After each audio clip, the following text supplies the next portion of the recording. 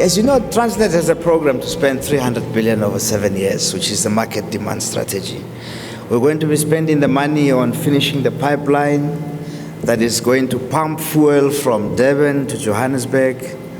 And as the pipeline people say, keep Gauteng wet. Every time you fill your car in Johannesburg, you'll do it with the knowledge that the fuel was pumped from Durban, where it was refined, because it comes in as crude, gets refined, and then gets pumped to Gauteng through our pipeline. So we're spending money there. We own and operate all the ports in South Africa. So we're putting in new equipment in the ports, cranes, straddle carriers, specialist cars in the ports, making our ports beds deeper, and so on. Lots of projects, about 100 billion rand over 7 years in the ports. And of course, in the railways, maintenance of our railways, buying new locomotives. We've just made an order for 1,064 locomotives. Only 70 locomotives will be built outside of South Africa. The rest will be built here in South Africa with local suppliers. Incidentally, NUMSA was marching on Thursday to complain about why we're buying locomotives out of the country, when in fact we are building them in South Africa. They say there are capabilities in South Africa. It is true, but the fact of the matter is that there is no original equipment manufacturer in South Africa. So you can't complain about why we're buying Toyotas from Japan if you're not making them yourself. So what we're doing is, of course, negotiated something like Toyota comes and sets up a plant here, and the cars are built in South Africa with South African labor and parts, which is what we're going to do with the locomotives. But that is the 300 billion capital expenditure spending. About 49% expansion, 51% catching up with maintenance, is actually not very exciting. For me, the exciting part of the expenditure is the fact that we have established in the last 3 years what we call Research and Development Center of Excellence at Transnet. And we're taking 1 billion rand from the 300 billion and putting it into research and development. For the first time, we did not go out and recruit engineers. We went to the universities and asked them to give us a list of all the students that have passed with distinction. And we approached them and asked them to join Transnet. So far, we've put together a group of 106 students. Well, now they're employees, they're no longer students. 106 engineers that are A students from the best of South African universities.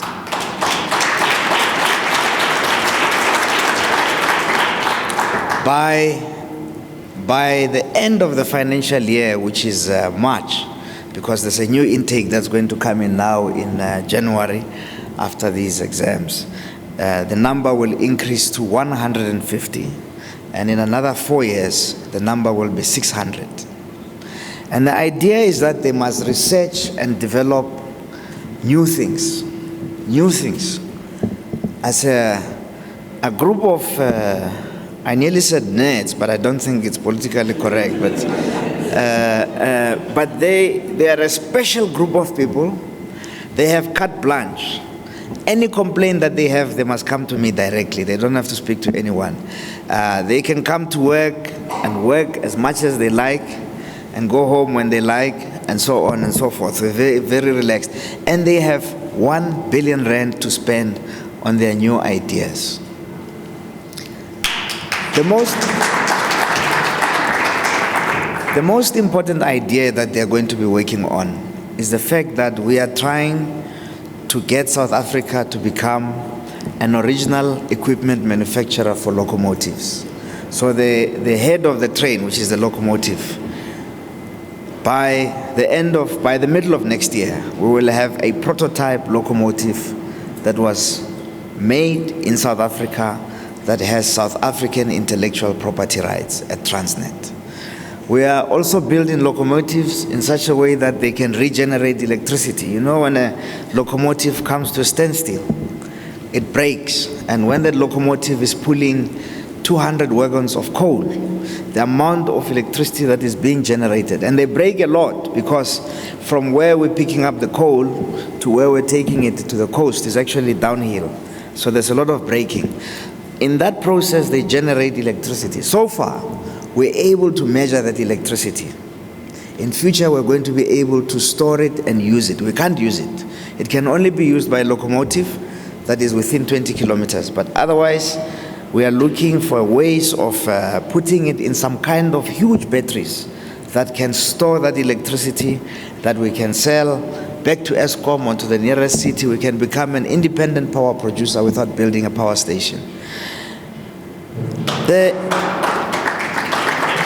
are numerous other projects that they are working on. For example, we are an original equipment manufacturer for wagons. Now, a wagon is like the wheelbarrow that gets pulled by the locomotive. So it's the thing that you load the coal into. We're constantly trying to make those wagons lighter. So they're looking for materials, they're looking for parts that are not needed in the wagon, parts that are not needed in the locomotive to make it lighter. Because when it is lighter, it can pull more weight. So these are some of the exciting things that are happening.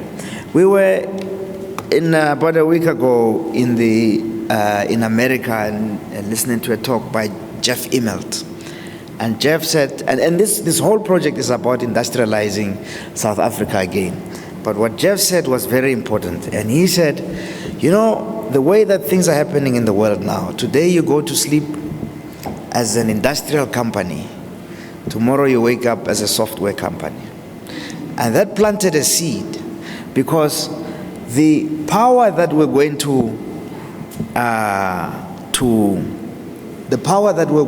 use to pull the freight that we need to do as a matter of course, that is part of our job, is increasingly going to be directed by artificial intelligence. And it is a part of the business where we hope to grow, where we hope to design computers that can optimize the operation of a locomotive, design computer programs that can tell you that a locomotive is going to break down before it breaks down, that can tell you about the integrity of the railway lines, that can tell you all sorts of things about the business. And that is why we're investing in these young people. Now, South Africa has a lot of potential. Our economic growth rate has been between 3 and 5% for the last 20 years. There was only one quarter before this year where we had negative growth, and that was in 2008 as a result of the financial crisis. And even then, unlike a lot of the Western countries and a lot of the countries in the world, we did not have a recession, because a recession is defined as 2 quarters of negative growth. We never had 2 quarters of negative growth once in 20 years. It has been positive, sometimes frustratingly slow, but nevertheless, every year we were a few steps away from where we were the previous year. This year, we had negative growth for a quarter again, 0.6% negative growth. A lot of people, a lot of countries would pay to have 0.6% negative growth in 1 year. In fact, I think that the ratings downgrade was a bit premature, because it was because they were expecting that we're going into a recession, and we didn't.